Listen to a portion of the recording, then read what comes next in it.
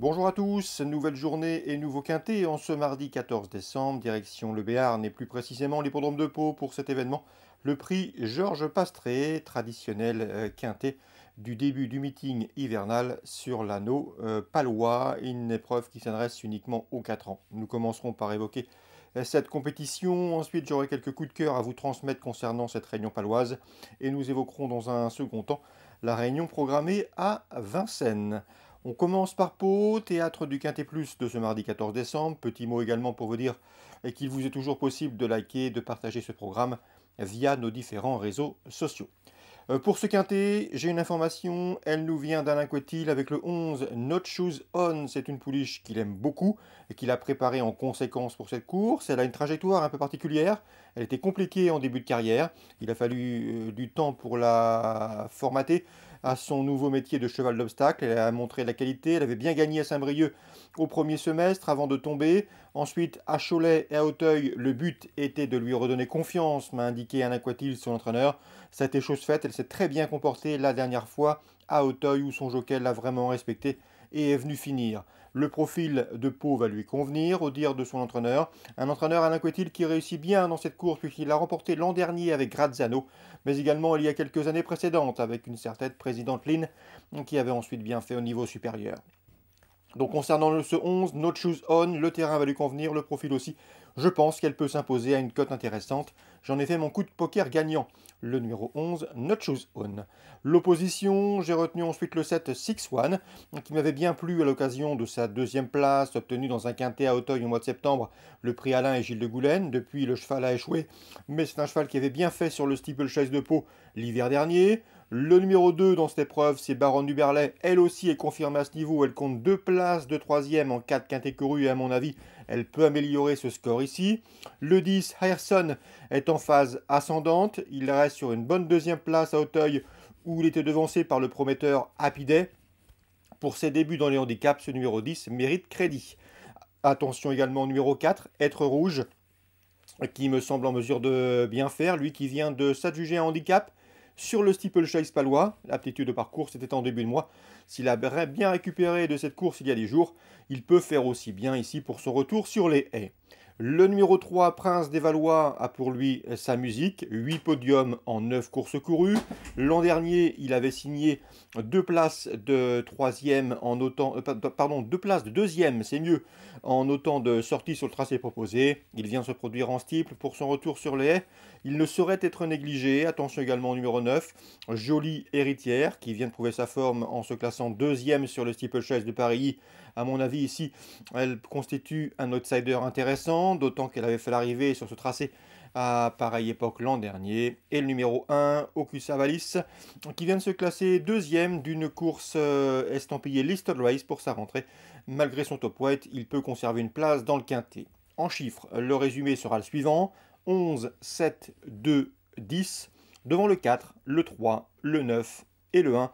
Une épreuve qui peut révéler quelques surprises, raison pour laquelle je n'ai pas hésité à inclure quelques outsiders. Dans cette réunion paloise, dans la deuxième, cette course, le 205 Griminois me semble en mesure de bien faire. C'est un cheval présenté par Patrice Quinton, un cheval qui vient de s'imposer sur le cross-country d'Agen.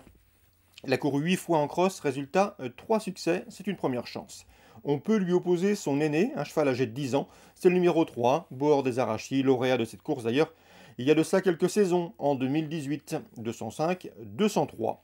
Dans la troisième, j'aime beaucoup deux chevaux, le 1 Victorino qui a bien débuté dernièrement à Compiègne, et le numéro 2, bien sûr, Trepane Low, qui lui a également effectué des premiers pas prometteurs. C'était au mois de septembre sur l'hippodrome d'Auteuil, 301, 302. Les lignes parlent pour eux. Dans la septième maintenant, le 701 Eden Conti mérite crédit. Il a effectué une bonne course de rentrée, deuxième, à l'occasion de sa prestation après une longue absence d'ailleurs, et devrait pouvoir ici reprendre le cours de ses victoires. On lui posera le numéro 3, Elvis Delbalm, qu'il convient de racheter. Dans la huitième, j'aime beaucoup le 806 Giovanni Del Ponte, qui a pour lui sa forme. Également une aptitude avérée à la PSF de Pau, à mon avis, dans ce lot. Il fait partie des premières chances. On lui adjoindra le numéro 2 dans cette épreuve. C'est Chris Alsa qui trouve ici une belle occasion de redorer son blason. 806 et 802. On passe maintenant à Vincennes. Dans la première course, j'aime beaucoup le 102 Impulse Lady. La dernière fois, elle n'a pas été éprouvée par sa sortie. Son driver s'était forcé de venir finir gentiment, sans la bousculer. S'il est plus offensif cette fois-ci, elle peut parfaitement jouer la victoire. D'autant que sa dernière fin de course était plaisante et digne d'intérêt. On lui associera bien sûr le 108, c'est icône d'espoir, invaincu en 2 courses courues. On passe maintenant à la troisième, des poulains d'avenir au départ de cette course, en tout cas des poulains doués. Je pense au 14, Jack Tonic, 2 courses de victoire, obligé d'y croire. Attention également au 307, Jonas, un poulain estimé par Fabrice Soulois, qui avait débuté victorieusement avant d'échouer, il faut le reprendre à mon avis. Il a la pointure pour évoluer en société plus huppée.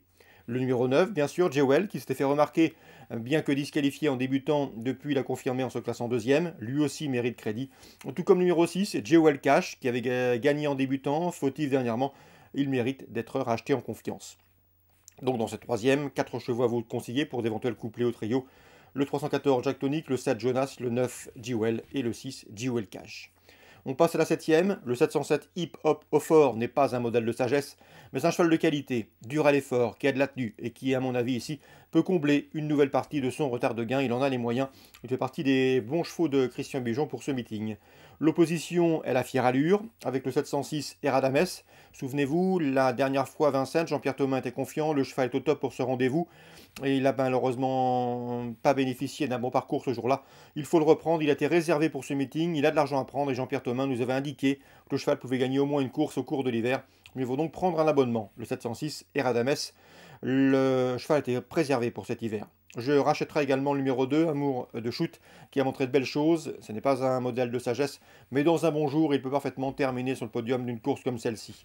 707, 706, 702, ça c'est pour Vincennes. Voilà pour les infos de ce mardi 14 décembre. Excellent jeu à tous, bonne journée. N'oubliez pas, liker, partager ce programme. Nous on se retrouve demain pour une nouvelle émission.